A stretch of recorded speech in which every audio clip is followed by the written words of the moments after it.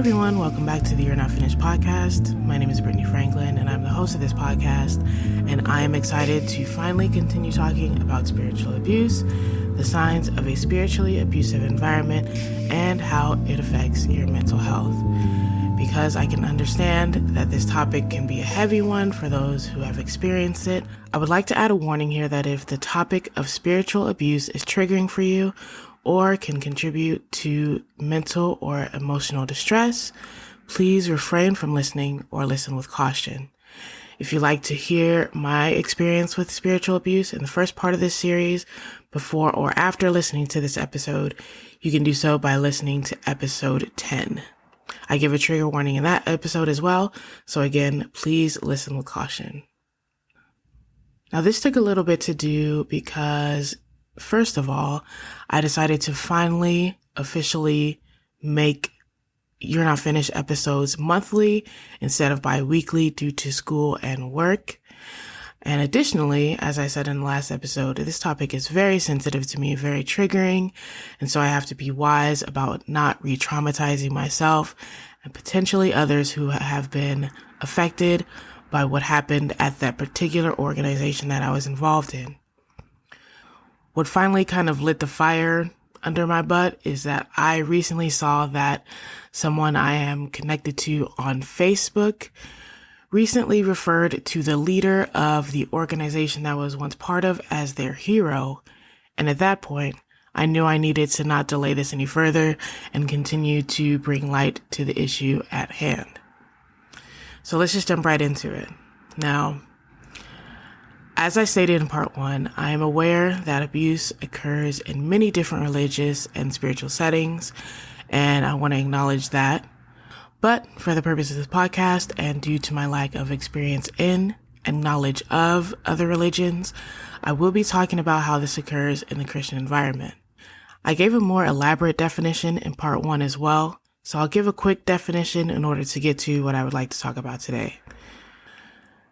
Spiritual abuse is when a leader or member, regardless of the influence or role they have in the church or religious organization, improperly or egregiously uses their position or invalid interpretation of the Word of God or both to manipulate, control, dominate, or even physically harm or assault others who are in the church or religious community. Spiritual abuse can have a tremendous effect on people who experience it, and to be honest, I believe this form of abuse might be the most harmful. I mean, let's really think about it for a second. More often than not, subscribing to a religion or spiritual belief, and again, we're mainly talking about Christianity here, but it does apply in a general sense. It requires a mental, physical, and emotional surrender and submission to a deity or authority in a way that no other life practice or aspect does. Additionally, with Christianity, it requires humility, vulnerability, and openness to God, loving Him with all your heart, mind, soul, and strength, and loving your neighbors as yourself, as expressed in Matthew 22 and Luke 10. And this isn't just a one-time thing. You have to exhibit this love daily and do so potentially at your own risk. Of course, you're not going to be reckless, although Corey Asbury might disagree. Just kidding. I had to throw that in there. I'm sorry. I cannot stand that song, but I digress. But this display of love, of loving your neighbor as yourself, and of fully loving God with all that you have is a commandment issued by God Himself, and thus ought to be taken very seriously. So imagine actively choosing the Christian route and attempting to trust and follow God and believe in His word and loving others, and then experiencing those who claim to be called by He who has the ultimate authority, He who is uncreated, and He by which those who believe are saved, using this truth to control, manipulate, lie, and abuse. I'll explain it in another way. When we're hurt by family and friends through relational struggles, we may be advised to put some distance between us and them, if not cut ties completely in the event talking things out doesn't work or isn't possible. And that's assuming that the relationship isn't toxic or abusive. In those cases, we're just advised to end things. But in more cases than we realize, when it comes to the church, we are given biblical justifications for reconciliation, mediation, or remaining in situations that are physically, mentally, emotionally, or spiritually abusive, erroneous, or exhibit demonically inspired practices, even if the perpetrators of these abuses, practices, and injustices are unrepentant. I mentioned a few cases of this happening in the last spiritual abuse episode, but the things that have been exposed in many ministries and Christian organizations over the last couple of years alone have shown that there are systems in play in the American Christian culture that tend to protect and even exonerate the abusers and invalidate and demonize victims. Ravi Zacharias, for example, maintained his innocence and was protected until his death, and it wasn't until months after he passed that the investigation into his conduct concluded not only that his victims were telling the truth, but that there were many more over a span of several years. Now, if you are unaware of who he is, Google is there for you, but I must add a trigger warning of sexual abuse and misconduct if you choose to look into his actions. So please do so with caution. Now, before I go any further, I need to say that I firmly believe that not all churches and Christian communities are like this. If I truly believe this, I might have denounced the faith. I want to acknowledge that there are good leaders out there who are preaching the word rightly and facilitating environments, safe environments, where worship in many forms, not just musical forms, is expressed in spirit and in truth. If you're listening to this and happen to be one of those leaders or ministers, I commend you and I affirm you, and I pray that the Lord bless and keep you, especially during these tough times. However, it is very important to speak on this. People like Ravi were proclaimed as heroes, and they are proclaimed as heroes. The person who was abusive to me and many others was recently proclaimed publicly a hero. But if we're talking about Christianity, there's only one, and that's Jesus. That leads me to talk about the first of a few signs of a spiritually abusive environment or individual. And with this statement, I'm realizing that there would probably be an additional episode on this to cover more ground. The first sign I want to address is that the leader of the organization has no one who is able to hold him or her accountable for their private and public actions or statements. They claim everything they do is right, God ordained, or prophetically inspired. They submit to no one, and even God never seems to correct them. They have yes men and yes women around them. Everything they say is to be affirmed, and disagreements will result in people being ostracized, outbursts of anger or fits of rage, or some form of physical, emotional, or spiritual punishment or consequence. So how does that affect a person's mental health?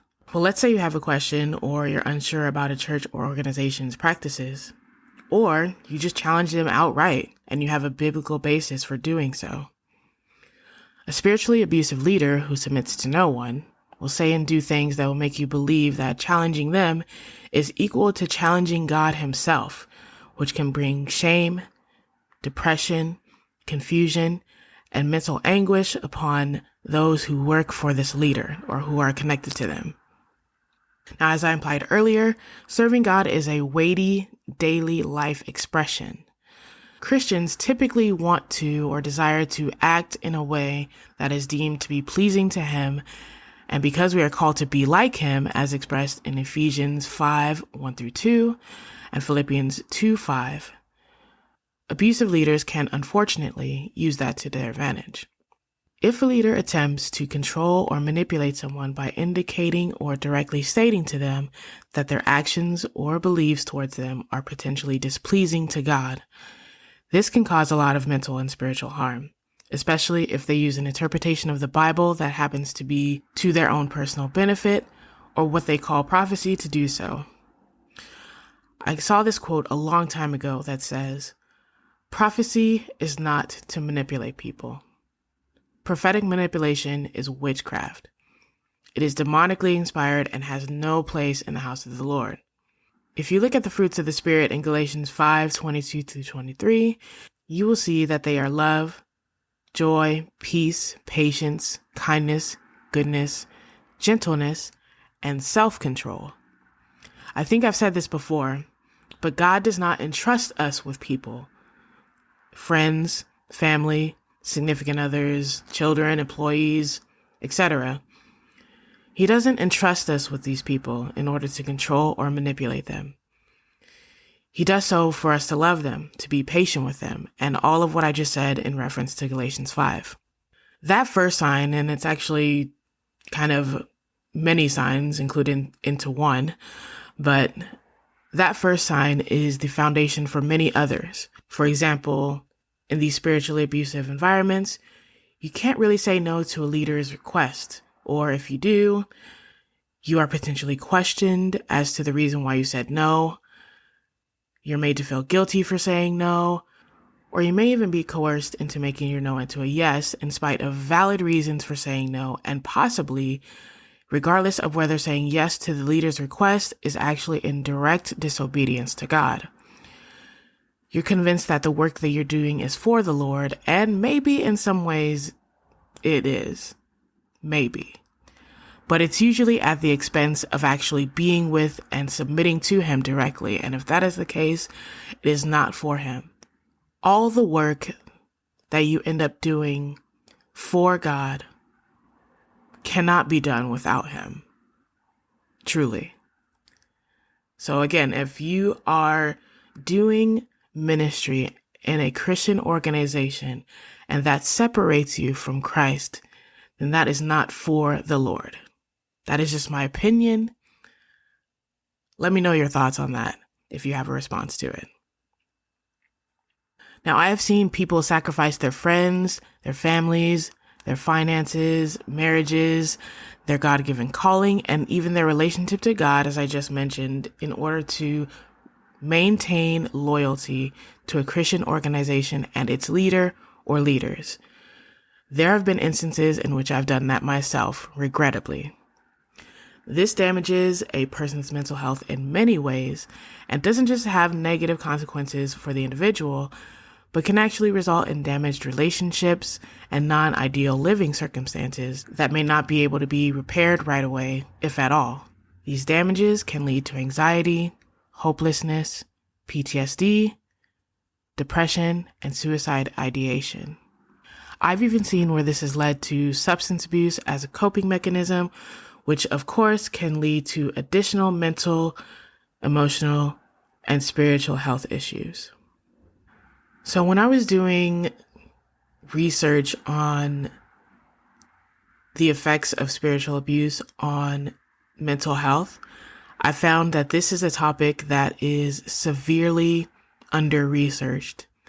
And I believe that is because, like I said earlier in this podcast, there are systems and protections in play in the American Christian culture that have covered up instances of abuse until recently, where people have begun to have the bravery of sharing their experiences.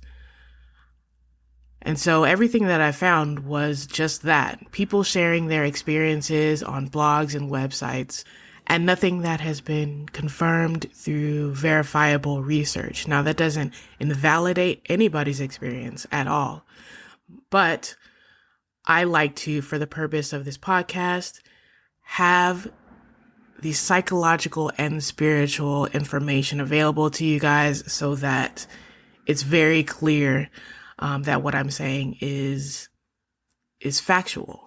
And again, I'm not saying it's not. I'm just saying that I would like to have that extra insurance for you guys. What I do want to do is reference a post that I found on ChristianSurvivors.com, and this is written by a man and woman named Tim and Lisa Oakley. On their post, they say that individuals who experience spiritual abuse may feel a sense of guilt or confusion that they were part of an abusive church environment and question why they were not able to see problems from the beginning. This can be disturbing to an individual, raising issues of trust, and making judgments in the future about individuals or churches, particularly as the factors which make an experience abusive are not often evident for some time. Those who have been spiritually abused often experience a sense of loss, equivalent to a bereavement, feelings of disappointment with God, and even a crisis of faith. One of the most worrying realities is that many people, having experienced abusive leadership, will not return to church. Many others will find it difficult to ever fully participate in church life again. And I have to say, I really resonate, especially with that last part, because after I left the organization that I was at, I pretty much took a break from church for like a year and a half, almost 2 years. Even listening to worship music was triggering, especially a specific type of worship music. Those of you who know me know what that means. But yeah, I couldn't pray. I couldn't read the word without feeling a sense of anger and wondering why God allowed me to go through all of the things that I went through at that Christian organization. But with therapy, with time, with healing, with being in safe environments, I eventually have been able to begin listening to worship music again, engaging with God through the reading of his word and through prayer. And while I'm still working on getting inside of the four walls of a church, I feel confident that I will be able to do so sooner than later. So in order to stick to the format of this podcast, I'm actually going to go ahead and end it here and continue on a third episode of spiritual abuse, because I want to lay out some additional signs as well as talk about how I healed from my experience and give some tips on healing if you're going through this on your own. Now, before I go, I want to assure you that there is healing through safe family and friends, professional counsel, and through the God that these abusive leaders are trying so hard to draw you away from. There's hope and there's freedom, and I cannot wait to prove that to you next time. But until then, if you need additional resources for mental health, addiction, and suicide prevention, head over to www.you'renotfinished.com and click the Get Help section. If you want to share your story or journey as someone with a diagnosed mental health or mood disorder to be shared publicly or anonymously on the YNF website, shoot me an email to you'renotfinished@gmail.com. That is yourenotfinished@gmail.com. Make sure to follow me on Twitter at ynfinished and on Instagram at ynfcast to stay up to date on latest episodes and for encouraging content. And I will see you again next time. Thank you so much for listening. If you're listening before Thanksgiving, I hope you enjoy your time with your family and friends, and I hope you have a good day. Bye.